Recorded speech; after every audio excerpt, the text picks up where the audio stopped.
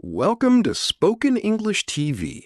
Today we are talking about morning routines for success. Hello, everyone. I'm so ready for this one. Maya, be honest with me right now. That's a scary way to start. What time did you actually get out of bed today? Define get out of bed. That's not an answer. It's a very honest non-answer. So you're the perfect guest for this topic. I'm the warning, not the example. Okay, let's start there. Because everywhere you look online, there's someone telling you that if you wake up at 5 in the morning, your whole life will change. Do you believe that? No. And I want to say why, because I think it makes people feel guilty for no reason. Waking up early is not a personality. It's just a time on a clock. But surely there's something to it. Although successful people can't be completely wrong. They're not wrong about themselves. They're wrong about us. A person with a driver, a cook, and no small children has a very different 5 in the morning than a person with a 2-hour commute and a baby. That is a very direct opening, and I respect it. I've been holding that in for years. All right, but let me defend the idea a little. I don't think the magic is in the time. I think the magic is in the decision. When you plan your first hour, you're not reacting to the world. The world is reacting to you. Say that again, but slower, because I think that's actually the whole point. Sure. A reactive morning is when the first thing that happens to you decides your mood. A message, an email, some news, a rush. A planned morning is when you already know what you're doing, so nothing decides your mood except you. Okay, so it's not about being awake early. It's about being awake on purpose. Yes, that's the sentence. Awake on purpose. I'm going to be very smug for the rest of this episode. You've earned it, honestly. So tell me your actual routine, not the one you'd post online with a photo of coffee, the real one. The real one is very boring. I wake up around 6:30. I stand up immediately. I drink a big glass of water, and I go outside for a 15-minute walk. And here's the important part. I don't touch my phone until after the walk. No phone? For how long? About 45 minutes. And that's the only rule I would fight someone over. The walk is nice, the water is nice, but the phone rule is the one that actually changed my life. Why that one specifically? Everyone always talks about meditation and journaling. Because when you check your phone first, someone else writes the first page of your day. A message from your boss, an angry comment, bad news, a friend's holiday photos. Your brain is soft in the morning. Whatever lands first sticks. Your brain is soft in the morning. That's uncomfortably true. I check my phone before I open both eyes. One eye opens, then the phone, then the second eye. That's the most specific confession I've heard this year. And I'm not even embarrassed. Okay, so what happens after you check it? Usually nothing good. I open one app to check the time, and suddenly 25 minutes have gone. I've seen someone's new car, someone's new job, someone's very organized kitchen, and now I feel slightly bad about my entire life. And it's not even 8 o'clock. You've earned it, honestly. So tell me your actual routine, not the one you'd post online with a photo of coffee, the real one. The real one is very boring. I wake up around 6:30. I stand up immediately. I drink a big glass of water, and I go outside for a 15-minute walk. And here's the important part. I don't touch my phone until after the walk. No phone? For how long? About 45 minutes. And that's the only rule I would fight someone over. The walk is nice, the water is nice, but the phone rule is the one that actually changed my life. Why that one specifically? Everyone always talks about meditation and journaling. Because when you check your phone first, someone else writes the first page of your day. A message from your boss, an angry comment, bad news, a friend's holiday photos. Your brain is soft in the morning. Whatever lands first sticks. Your brain is soft in the morning. That's uncomfortably true. I check my phone before I open both eyes. One eye opens, then the phone, then the second eye. That's the most specific confession I've heard this year. And I'm not even embarrassed. Okay, so what happens after you check it? Usually nothing good. I open one app to check the time, and suddenly 25 minutes have gone. I've seen someone's new car, someone's new job, someone's very organized kitchen, and now I feel slightly bad about my entire life. And it's not even 8 o'clock. 25 minutes and a small crisis, all before breakfast, free of cost. Excellent value, really. There was research on this. People who use their phones in the first hour after waking reported feeling more stressed for the rest of the day. I can't prove the phone caused it, but I've lived it, and so have you. All right, I'll accept the phone point, but let me push back on something bigger. I'm a night person. My best ideas come at 11 at night. My brain switches on when the sun goes down. Are you telling me I'm doing life wrong? Absolutely not. And this is really important. There's actual science here. It's called your chronotype. Some people are naturally early birds, some are night owls, and most of us are somewhere in the middle. It's partly genetic. Wait, so I'm not a morning person is a real thing? Not just an excuse? It's a real thing. Forcing a natural night owl to wake at 4:30 is like forcing a left-handed person to write with their right hand. You can do it, but why would you? I need this on a poster in my bedroom facing the alarm clock. Facing the alarm clock is a great detail. But then, what does a morning routine even mean for someone like me? I'd say this.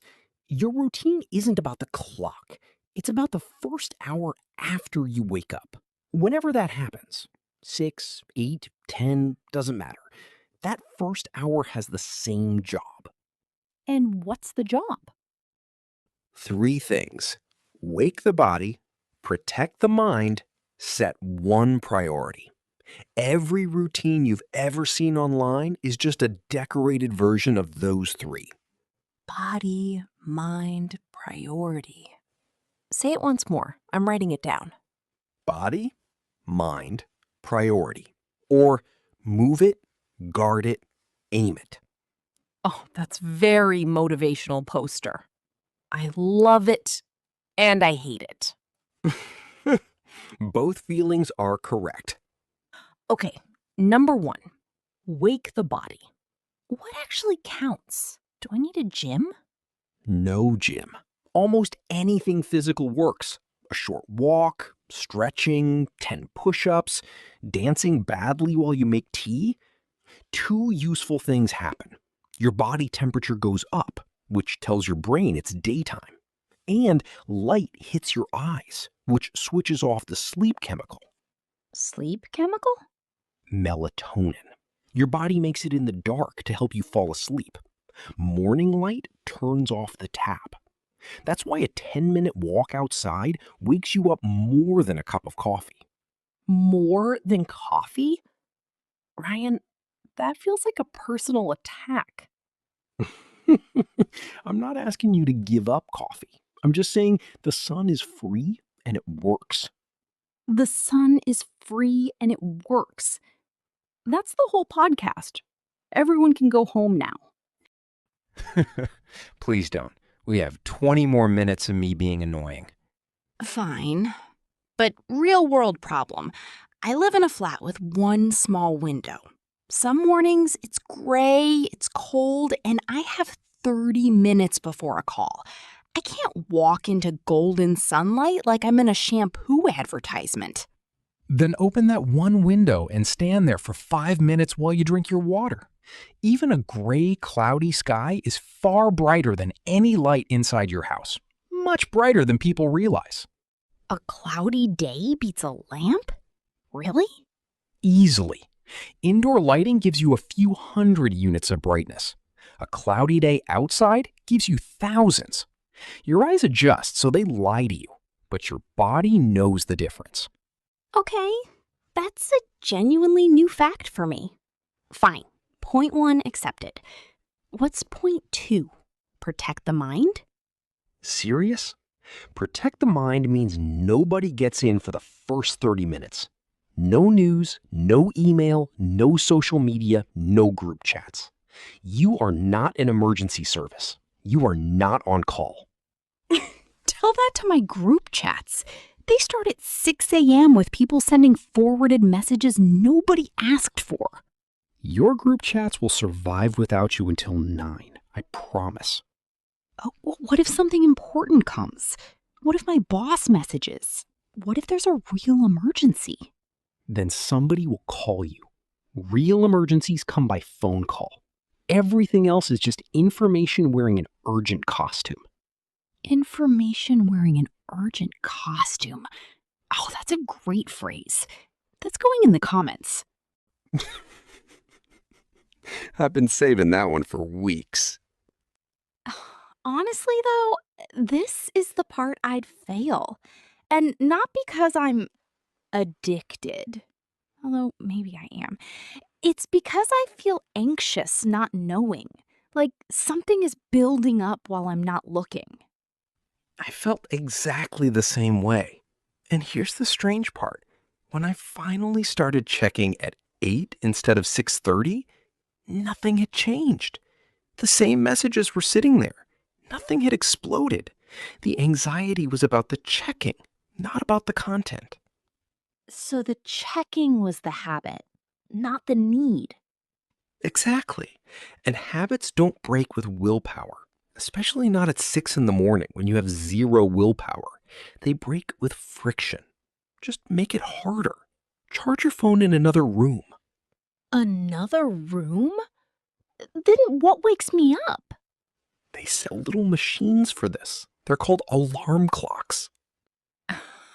Wow. Thank you for this history lesson, Professor. $12 changed everything. And here's the sneaky part.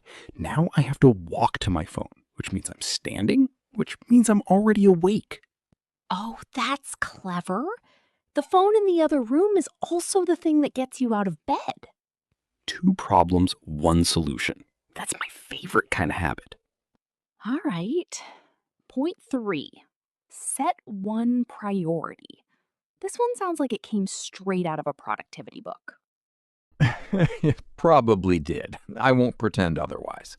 At least you're honest. Here's the version I actually use, though. Before I open my laptop, I write one sentence. Just one. If I only do one thing today, it's this. And then I do that thing before anything else. Only one thing? Not a list of 10? Lists of 10 are a trap. You finish 3, you feel like a failure, and the 7 you didn't do follow you around all evening. One priority is clean. At the end of the day, you either did it or you didn't. So a 10-item list is basically a way to lie to yourself in the morning and disappoint yourself at night? That's darker than how I would have said it, but yes, exactly that. But do you do it first thing? Because my first 2 hours are my slowest. My brain is still loading. Then don't do it first on the clock. Do it first in your energy. Find your best 2 hours, whenever they are, and protect them like a doctor's appointment.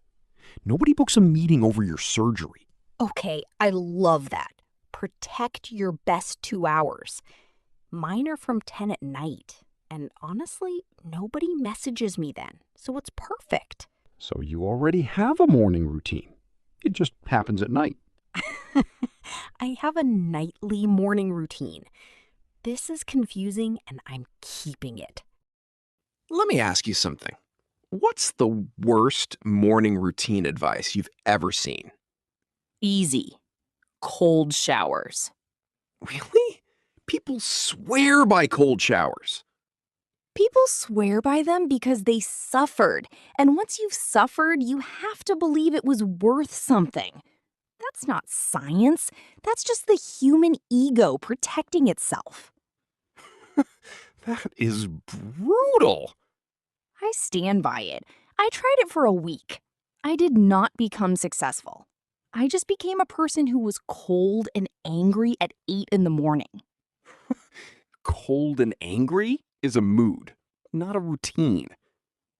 And you? Worst advice you've seen?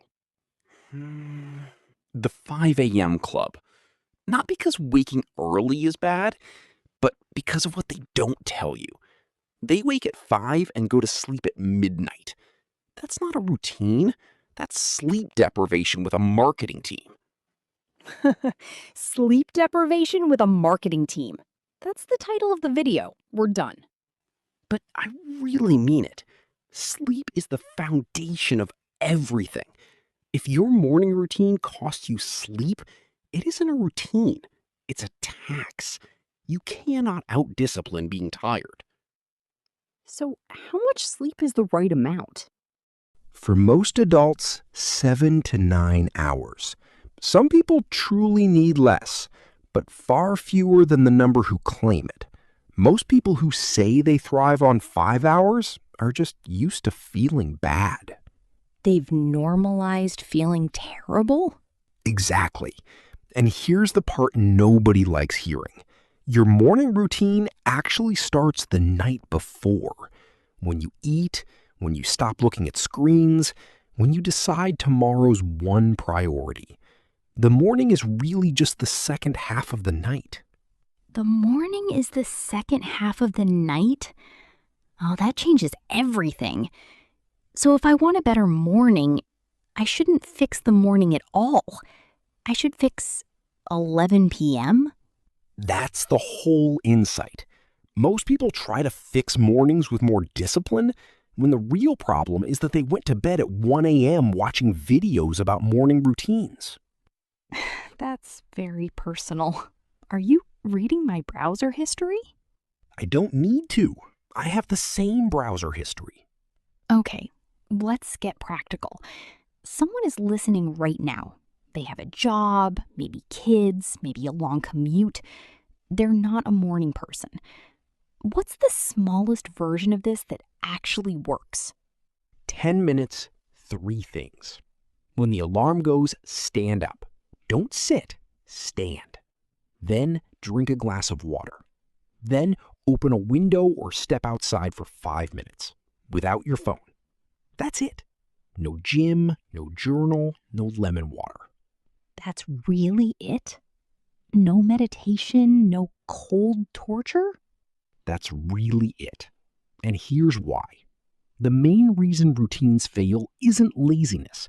It's that people design a routine for a perfect version of themselves who doesn't exist. Then they miss one day and quit forever. The all or nothing trap. You skip Tuesday, so you throw away the whole month.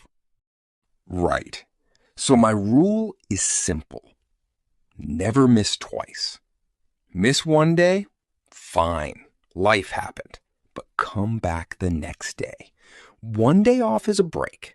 2 days off is a new habit. 2 days off is a new habit? That's slightly terrifying. It's supposed to be. Can I add one rule of my own to your empire of rules? Please contribute. Never build a routine you'd be embarrassed to do badly. If your plan only works when you do it perfectly, it's not a plan. It's a performance. Some mornings my walk is 4 minutes, and I'm still wearing yesterday's clothes. It still counts. That's better than anything I've said today. I know. I'm going to be insufferable about it. You've fully earned it. Can I ask you something a bit deeper before we finish? Go ahead. Do morning routines actually make people successful? Or do they just make people feel like they have some control over a life that's mostly chaos? Honestly, probably the second one. But I don't think that's a small thing at all. Feeling like you have some control isn't a trick. It changes what you attempt, and what you attempt changes what you get. That's a surprisingly gentle answer. I expected you to defend the routine to the death. I don't need to defend it. Nobody got promoted for making their bed. But the person who starts the day feeling steady makes better decisions at 3 in the afternoon when everything goes wrong. That's the real benefit, and it's invisible. So the routine isn't the success. The routine is the thing that keeps you steady enough to do the work that becomes the success. Yes, say it exactly like that. That's the sentence. I'll send you my invoice. Last question. What are you actually going to do tomorrow? And don't perform for the microphone. Honestly, I'm not waking up at 5. That is never happening, and I've made peace with it.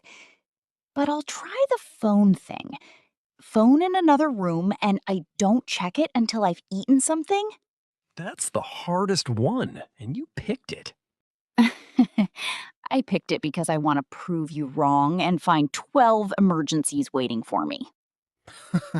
And when you find 0? Then I'll be annoyed, and I'll probably keep doing it. The most honest ending we've ever had. And you? Anything you're changing? My nights, actually. My morning is fine, but I stay up too late, and then I feel proud of a routine that's built on 5 hours of sleep, which is exactly the trap I just warned everyone about. So the morning routine expert has a night routine problem. Everybody's fixing the wrong end of the day. All right, let me summarize for everyone listening. Move your body, get some light, protect your first 30 minutes from other people, choose one priority, and go to bed earlier than you think you should. And never miss twice. And never build a routine you'd be embarrassed to do badly. We should sell a course. A very short course. 10 minutes long. Perfect length. Thanks for watching today's podcast. Comment down below the new vocabulary you learned today. Words like chronotype, melatonin, friction, priority, and reactive. And tell us one thing. What is the first thing you do when you wake up? We read every single comment. Don't forget to like, share, and subscribe to Spoken English TV. See you in the next episode.